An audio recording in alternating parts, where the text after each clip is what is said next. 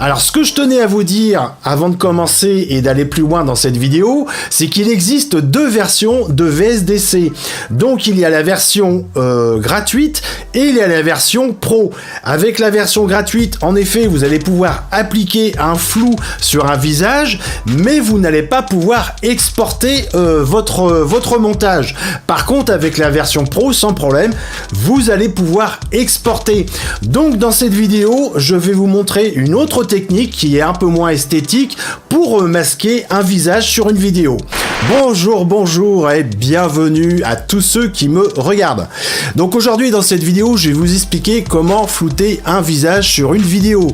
Donc je vais le faire avec le logiciel VSDC qui est un logiciel de montage vidéo et il est gratuit. Donc avant de commencer ce tuto, comme dans toutes mes vidéos, vous trouverez bien sûr des liens dans la description YouTube. Au passage, vous pouvez me laisser un pouce et vous pouvez aussi vous abonner à ma chaîne puisque c'est gratuit. Tout est gratuit sur ma chaîne. Donc je vais commencer cette vidéo et je vous dis à tout à l'heure.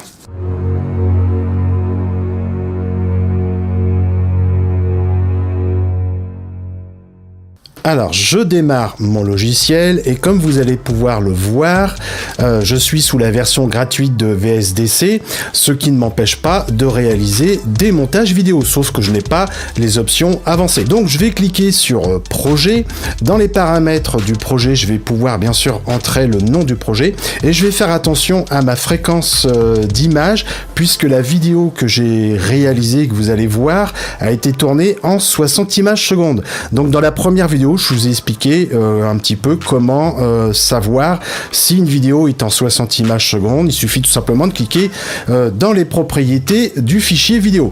Donc je vais importer ma vidéo.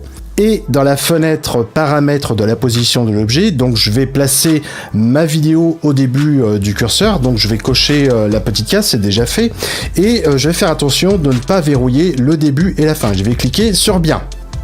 Donc je vais repositionner un petit peu mes fenêtres afin que vous puissiez bien voir ce que je fais. Alors maintenant je vais sélectionner ma piste vidéo, je vais faire un clic droit, je vais aller dans Effets vidéo, ensuite je vais aller dans Filtre et je vais sélectionner Flou gaussien. Maintenant, j'ai la fenêtre des paramètres de la position de l'objet qui apparaît de nouveau. Je vais sélectionner durée de parent entier, c'est-à-dire que la durée de l'effet va être égale à la durée de ma vidéo. Et je vais verrouiller la position de fin. Et je vais cliquer bien sûr sur bien pour valider le tout. Donc ici, j'ai mon flou gaussien.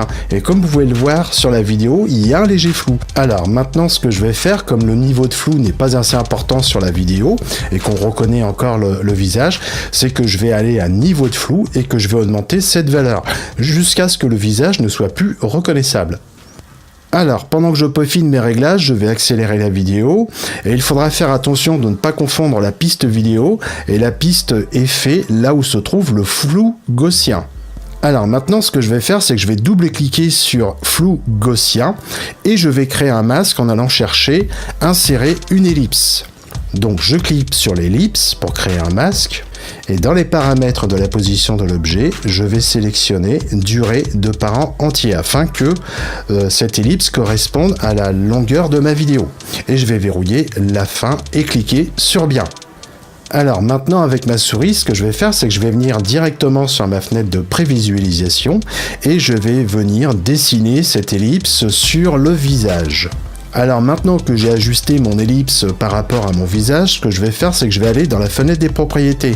Je vais déployer mode de composition et juste en dessous de mode, j'ai inversé le masque.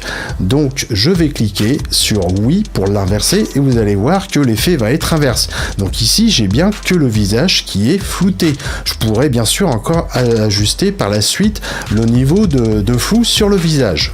Ce que je vais faire maintenant, c'est vérifier que le floutage soit bien correct et partout sur toute la vidéo au niveau du visage. Dans le cas contraire, ce que je peux faire, c'est ajuster l'ellipse un peu plus au niveau du visage. Alors, ce que je vais faire pour compléter cette vidéo, et là par contre vous allez pouvoir le faire avec la version gratuite, c'est que je vais modifier la voix du personnage. Je vais cliquer sur ma piste vidéo, je vais faire un clic droit, je vais aller à Effets sonores. Ensuite, je vais aller dans Tempo et Timbre et je vais sélectionner Décalage de la hauteur tonale. Et vous allez voir que l'effet est assez intéressant. Alors ici, je choisis Durée de parent entier et je vais verrouiller la fin et cliquer sur Bien. Alors maintenant, ce que je vais faire pour modifier la voix, c'est que je vais aller dans la fenêtre des propriétés et je vais mettre une valeur négative. Alors pour ce qui est de la valeur négative, ici j'ai mis 6,85, ce qui correspond bien avec ma voix, ce qui lui donne ce ton un peu grave, un peu bizarre. Bon, on va dire que ce petit montage me convient. Je vais vous faire une preview pour que vous puissiez entendre la voix.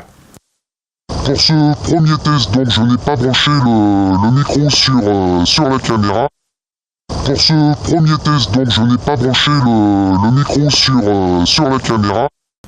Pour ceux qui n'ont pas la version pro de VSDC, donc la version gratuite, il y a une autre solution. Bien sûr, c'est d'importer sa vidéo sur la timeline. Et ensuite, je vais directement aller chercher l'outil ellipse, donc insérer une ellipse sur ma vidéo. Ensuite, je vais pouvoir changer la couleur de l'ellipse, donc je vais pouvoir mettre du noir, du blanc, du bleu, pour masquer le visage dans la fenêtre des propriétés. Comme je vous l'ai dit au début de la vidéo, pour pouvoir appliquer un flou sur le visage, il faudra obtenir la version pro. Par contre, avec la deuxième solution, juste avec une ellipse de couleur, vous pouvez sans problème exporter votre montage vidéo. Cette vidéo est maintenant terminée, je vous invite à me laisser vos commentaires.